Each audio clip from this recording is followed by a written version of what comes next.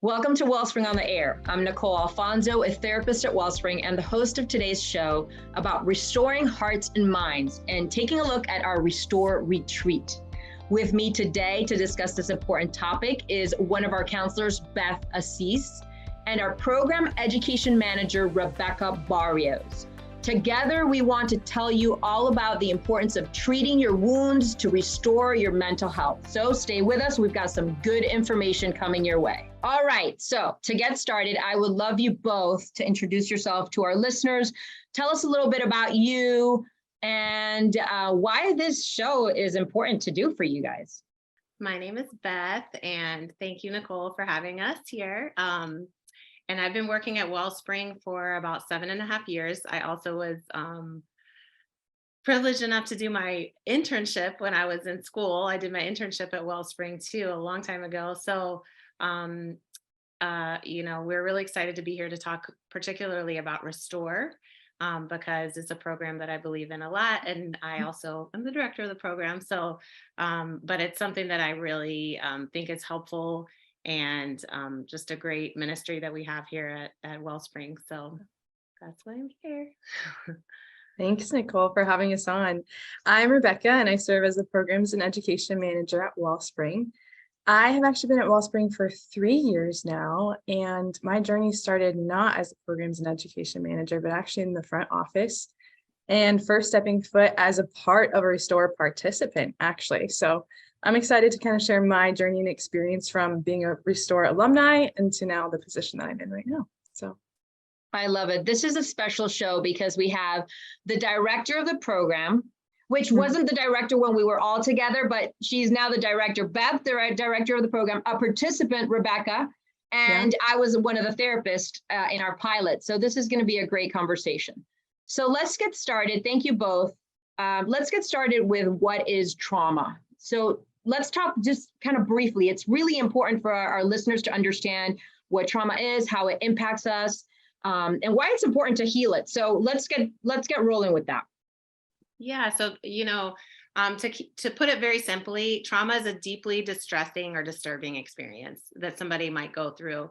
And usually people categorize trauma in different ways, but one of the ways that we could categorize trauma would be an acute trauma. So something like a single incident trauma. So maybe I think about people who went through Hurricane Andrew many years ago, or 9/11 if they lived in New York City, maybe a robbery, like a one-time robbery of your home or your car or something like that. That would be a single incident acute trauma. Chronic trauma would be something that's ongoing. So that could be something like bullying when you're a kid, maybe an ongoing or chronic disease. Domestic violence also would be in this category of chronic trauma. And then finally, complex trauma would be a combination of multiple traumas, which I think a lot of people experience, that they don't experience just one trauma, but they've experienced several different traumas. So that would be considered complex trauma. And people who have experienced trauma are more susceptible to PTSD, which stands for post-traumatic stress disorder. And some symptoms of PTSD could be flashbacks of the traumatic event, intrusive thoughts or images, nightmares, even some intense distress when you think about like what happened before, or when there's something that reminds you of what happened before. And you may even have some physical sensations like sweating, pain, nausea, things like that. So PTSD can manifest itself in lots of different ways, but those are kind of some of the basic and more common ways that can happen. Yeah. And in our program, just to add on to that, like when we talk about trauma, I think when people think about trauma, they think these like massive, big things that are happening in your life, which is exactly what that is too. But trauma can also come in like a smaller size. So we talk about little t trauma as well versus big T trauma. And so that difference is kind of like a little t trauma might be just something non-life threatening. It could be like a emotional abuse. It could be a loss of a relationship, not necessarily like through a death, but a bad breakup, like that's trauma to still work through. But then there is the big T trauma that we address as well, is like, I think we talked about it as, were you helpless in the situation? Was it overwhelming? Did it feel life-threatening? Those are kind of those qualities of that bigger T trauma that we talk about. And so I think it's important to remember that, like, trauma, everybody experiences it differently. The trauma is, and our reaction, it really comes from how, like, we perceive the event. You know, like, what happens to me may be something like, and it happens to you, Nicole, we could both perceive it and take it in very differently. Like, we could have very different responses based off of a lot of things, you know? And so as we talk about trauma, it's just like interesting to know that there's those different sizes and the way that we perceive it as well. Is a role. I love that you explained that, because I think that's huge, because some people might say, well, mine, because society sees it as something not a big deal. It's not really a big deal. I don't have to work on it, but inside it really affected them. Right. And so that comparison of traumas holds people back from actually getting the healing that they need. Absolutely. Absolutely. That's a big thing that, I mean, pulling in my personal story too, like, that I struggled with too, like, oh, well, my trauma or my story isn't as bad as the next person. Maybe I don't really qualify for needing therapy or going to this retreat or doing this work. Like, I just need to get over it. I just need to, just manage and move on, Yeah. So. And that's common. That's what a lot of people do say to themselves. Okay. So there are different ways to treat trauma. We have a specific way here at Wellspring. Let's talk about that. Let's talk about how we do it. Yeah. So, well, first off, we have our trauma programs, which that includes Bounce, which is for youth, where we teach kids how to bounce back, which Nicole's the director of. And then we also have our Restore retreat. So that's pretty much Bounce, but for adults. So we do a mixture of psychoeducation. So just talking about what trauma is, kind of these pieces of big T trauma, little T trauma, how to overcome trauma, all those things. Then we also incorporate group therapy pieces to it, and then individual pieces to actually doing the processing through experiential activities. As we talk to, a lot of trauma is stored in the sensory. So we provide opportunities to process the trauma through sensory options as well. So that's what we do, at least with Restore. So. Awesome. There's that piece of group is important, because the witnessing, other people witnessing your process is healing in itself, right? And I know some people are like, I don't want to share my stuff with other people, but there is such healing in that. And, I think that's a big piece of why Restore really works well. For to people. See and have that aspect of like, oh, I'm not alone in this. Yes. I'm not the only one experiencing like these symptoms or these feelings around this event. So absolutely. And I think I love, that the three of us are together talking about this too, because as Nicole is the director of Bounce, Bounce has been around longer than Restore. And I remember, and Nicole was probably there, that we had one summer that we did Bounce for the kids.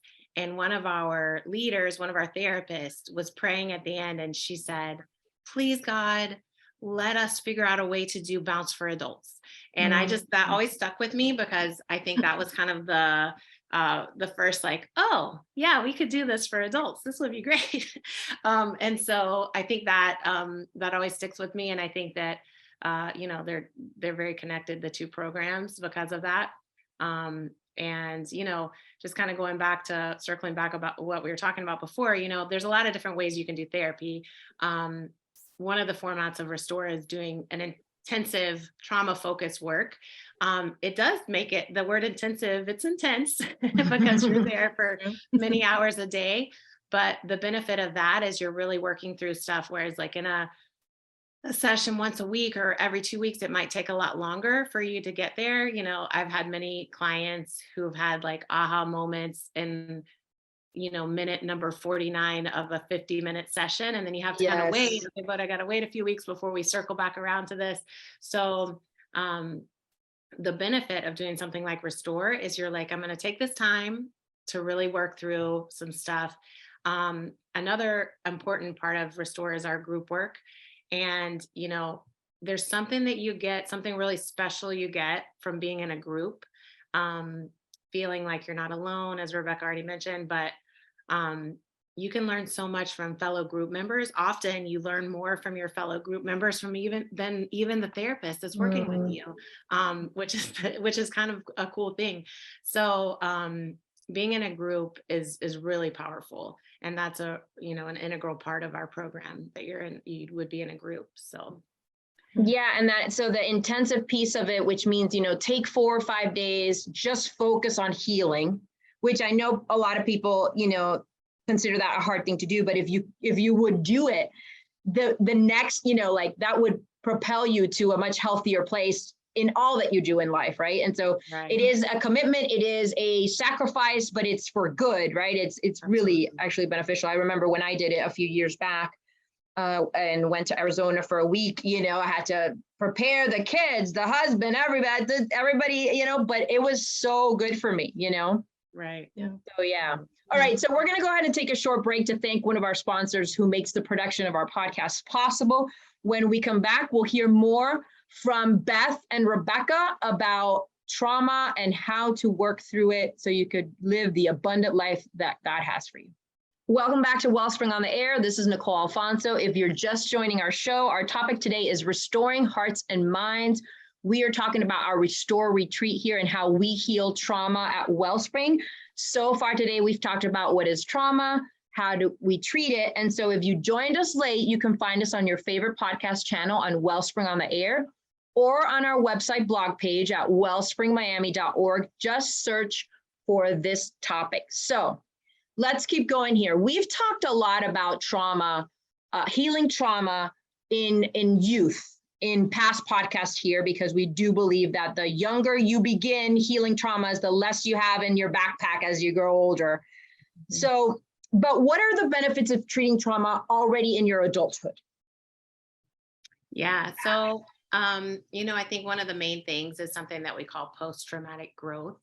And the fact of the matter is, none of us go through life without anything hard happening.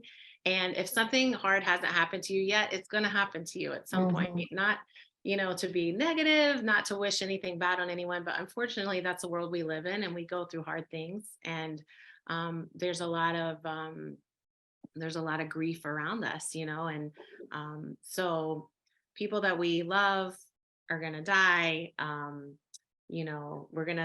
Parents are going to experience hard things with their kids. Couples are going to experience hard relational issues in their marriage. So it's just part of life, and that we have to go through that. And I think one of the great things about really taking a look at your past and sorting through it all and grieving losses and things like that is that you can develop post-traumatic growth. And that means, you could even be stronger coming out on the other end of it. You will have a lot more self-awareness. You'll develop resiliency. So it's really important, I think, and this is something that we focus in on the program. We talk a lot about circling back in order to move forward. And sometimes it feels counterintuitive to look at the past before you move forward. But it's definitely an important part of the healing process and just developing self-awareness. One of the things, that happens when we don't address trauma in our lives is that we will experience triggers, and we may not even realize that we're experiencing triggers. An example, I had a bad car accident when I was in college, and I wasn't driving the car, but I was in the mountains. So for years and years, I would not let anyone else drive. If I was driving in the mountains, I would be like, okay, pull over, I'm driving now. As soon as we got to the bottom of the mountain. And that was a control thing, because it was a trigger, and it took me a while to kind of get past that. But that's just a small example. But in any other unaddressed trauma in our lives, those triggers can really affect us in a major way and can hold us back. So yeah, self-awareness is huge. I think the more we are aware of our triggers and what they're related to, the more that we grieve our losses, we can move forward with confidence and resiliency. So yes, well said, Beth. Yeah, I think just to add on to that too, the benefits of treating trauma in adulthood is to live whole, healthy lives, and so I think it's not until we have those moments, like you were talking about, Beth, like triggers that we're like, oh, maybe I'm not okay, And so maybe we don't have full blown like PTSD where we're just constantly struggling with it, but like there's moments where it's like, oh, I'm changing what I'm doing. It's limiting some of the actions that I take or the decisions that I make based off of like the past trauma that I've lived, Mhm. And so as soon as I think we see that that is then dictating how we live our lives, that trauma piece, then it's something to like a reason to say, hey, maybe I need to look at this a little bit better, and maybe I need some healing in this area of my life because it's changing and it's limiting where I'm living, Mhm. and I think even there are other things too, like we talk about, like our body keeps the score, like our bodies can hold more trauma than what we realize as well, and going to that point, just by example, I was diagnosed with cancer back in 2018, and so I went through chemo and through treatment, and it wasn't until afterwards where there were some trigger points for me that I didn't realize were triggers. Like I think about, there was one day where my mom walked through the kitchen and she was wearing a specific perfume, and I got sick in my stomach. And I was like, what is wrong with me? To figure out that she had worn that perfume all through chemo and I hadn't smelled it again, since Mm. my chemo treatment. And now I cannot be around her when she's wearing that perfume. I'm like, Mom, you got to throw it away. It's lovely. It's super nice. It was probably expensive. I'm really sorry. Wear it when I'm not home, when I'm not around you, but just something even that small, like that changes the perfume that she's going to wear, And so it can be something that small or something really big where I'm not going to take this path. I'm not going to drive like the fastest route home. I'm going to have to like change my path and go all the way around the mountain, every single time I'm driving. And so it adds another hour to my commute every day, whatever that looks like. It's seeing those things that might be trigger points and how they're altering the way that you're living. And so to see that we can actually have, on the flip side of working through it, that we can have post-traumatic growth. We don't have to live with those symptoms all the time. I think there's going to be some things that still remain, for me, I can't smell that perfume. I don't know how to fix that, but I can, there are other things that I was aware of in my own self that I've been able to change or kind of redirect or kind of alter or bring an awareness that, oh, that's what this is. And so it doesn't need to remain like that. So that's definitely a benefit of treating a trauma in adulthood too, Yeah. that limit our lives. Thank you for sharing that, because we all have played a role in Restore in some way. So can we talk a little bit more about that, each of our experiences in the Restore and Retreat? Yeah, I can jump in. So I actually, again, going back to what we talked about at the very beginning, I started out with Wellspring participating in Restore. So I had been diagnosed with cancer, and after completing chemo, just was kind of in a odd place in life, not knowing where to go next, what to do next, and having lived like a life-altering, life-changing sort of illness, and so it wasn't until going to Restore and working through some things that I came out on the other side and was like, wow, okay, so I can do some different things, and so I started working part-time with Wellspring. An opportunity opened up here, and now I've grown into this position with programs and education at Wellspring. And so now I got to help facilitate at least like the admin logistics sides of our programs and things as well. And so it's been a blessing to kind of see and really be like full circle, like how the program, like I benefited from the program, and now to know how much other people are benefiting from the program as well. Yeah. And I think it's great because in the last few Restores, Rebecca's been able to share her story and her testimony of Restore. And it's always a powerful start to the week. So I think, God has already has been using her story in so many different ways. But what I've seen through Restore, it's been really powerful. So it's always a great start to our week when she shares. And for me, I mentioned before the whole bounce story. And I think I remember, if this is correct, Nicole, I think you helped write all the program for Restore. Is that correct? I think I so. was in the beginning stages of that, which was really cool. Yeah. So I just remember doing the very first Restore as a therapist. I was, one of the group leaders, and wow, I just still remember it to this day. It was very powerful. And just seeing the healing that took place in the lives of so many of the participants, but particularly my group members that I really got to see up close, the healing that took place in their lives was just a really powerful experience for me. And it just made me believe in the program more and more. And just, I think it was right before the pandemic that we first started. And then we had to really jump into doing it, changing it all to a format to do it online, which we were able to do. And the funny story is it's funny / stressful. We finally did it in person again, and then we had a hurricane come through. So we had to do a few days in person, and then we shifted to online. But the great thing is we have them both set up, and we were able to do it pretty seamlessly, which was amazing. But the cool thing is that God is working, whether we do it through Zoom, whether we do it in person. And it's an amazing thing to see, and it's an amazing thing to be a part of it. So yeah, I was also a therapist and, a group leader. And I think one of the things that is most impactful to me is that when you see the participants come in just closed off, just, you could see in their face, there's agony, there's distress, there's pain, right?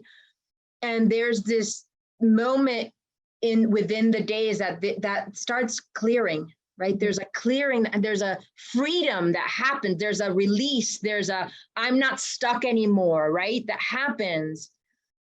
And it's like supernatural. I mean, it's just amazing, So as a counselor, I feel like I don't really do much, I just, obviously guide the thing, the situations a little bit, but it is so well structured as a program to provide all the needs necessary for someone to feel safe enough for the healing to happen. It's just truly amazing and beautiful. I love, Beth, that you're the director. I love, Rebecca, that you went through it. You've been there, you've done the work. It's hard. Circling back is hard, but it's so worth it. So it's great. So of course, we anybody listening right now, if you feel stuck, if you've had a lot of different things happen to you and you've just, you've kind of let them go because you got to survive and you got to keep going and you have a family and you have, it's really important that you take a minute and say, am I stuck? Am I stuck? Is what happened to me still bothering me and still impacting my parenting and the way I am with my husband or my wife and the way that I do life, right? If that's you, take a moment, consider a Restore Retreat, because it can be a great healing journey to start your healing journey and be able to really clear some things out so you can move forward to the abundant life that God wants for us, which leads me to our next question, which is about what does the Bible say about this healing thing and going back and healing some of the things in our lives, like where do we look to that in the Bible? Yeah, and I think, the Bible states pretty clearly that the sins of one generation will continue through to generation after generation, as will the blessings. And so I think we need to look at, especially, as Christians, I think we need to take a look at our past, because if we don't look at that stuff from the past, if we were like, no, I'm just gonna look forward all the time, we might not realize some patterns, some unhealthy patterns that we have in our lives. So I'm thinking a practical example would be a parenting, someone who is a parent who hasn't really looked through their own parents, grandparents, and the way that the family dynamic was, can very easily pass on those same patterns, because not because it's healthy, but because it was their norm. It was just their norm. So it feels normal. It feels like this is the way it's supposed to be, because that's what You maybe grew up a certain way, and so it feels like the norm. So I think it's really important for us to take a look, and it also helps us to separate and not put everything into an all bad category of like, oh, it was all bad. My childhood was all bad, or my childhood was all good. We can look at it logically and say, yeah, there was some really good stuff, and there was some good stuff that wasn't so good. And here's the stuff I want to pass on to future generations. Here's the stuff I don't, and here's how I'm going to work through it. A lot of it, which is grieving, honestly, like grieving the loss. We think of grieving someone that we've lost, but sometimes it's grieving maybe a part of our childhood that we lost, or moments in our childhood that didn't go the way they were supposed to. And it takes some time for us to kind of sort through those things, but then that helps us to see also the good, because I think sometimes when we ignore the bad, we can almost put everything into like, yeah, it was bad. I'm just moving forward from here. Yeah, but there's some good stuff. Everyone, even in the, the worst of families, I think you could still probably see there was this person, or there was, this was, God was working somehow through that one family member that was always like kind to me, or that family friend that was always kind to me. And sometimes we can't see that when we don't look at all of it, Yeah. I also think that, obviously the enemy comes to kill, steal, and destroy. And Jesus has come that we would have abundant life, life to the full.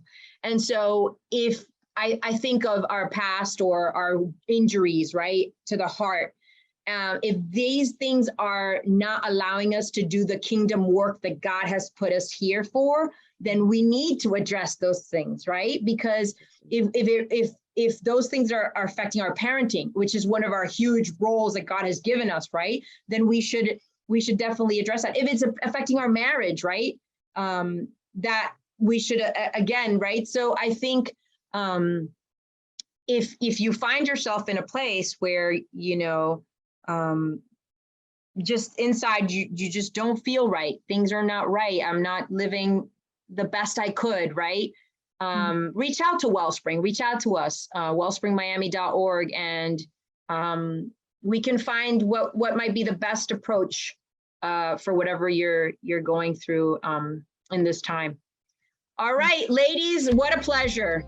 It is time to close out this show. Thank you both, Beth and Rebecca, for joining us today and shedding light on why restoring your heart and mind is important for all of us to do. Not only for us, but for the kingdom work we have ahead. So we hope you learned some valuable information and felt motivated to take the next step in your healing journey. And thank you for joining our show today. Again, if you joined this program midstream, you can find this show and others on podcast at Wellspring on the Air, or on our blog on wellspringmiami.org. The title of today's show again was Restoring Hearts and Minds. Encourage us and let us know you're listening by sending comments or questions to ontheair@wellspringmiami.org. It's time to wrap up. This is Nicole Alfonso with Wellspring on the Air, because hearts and minds matter.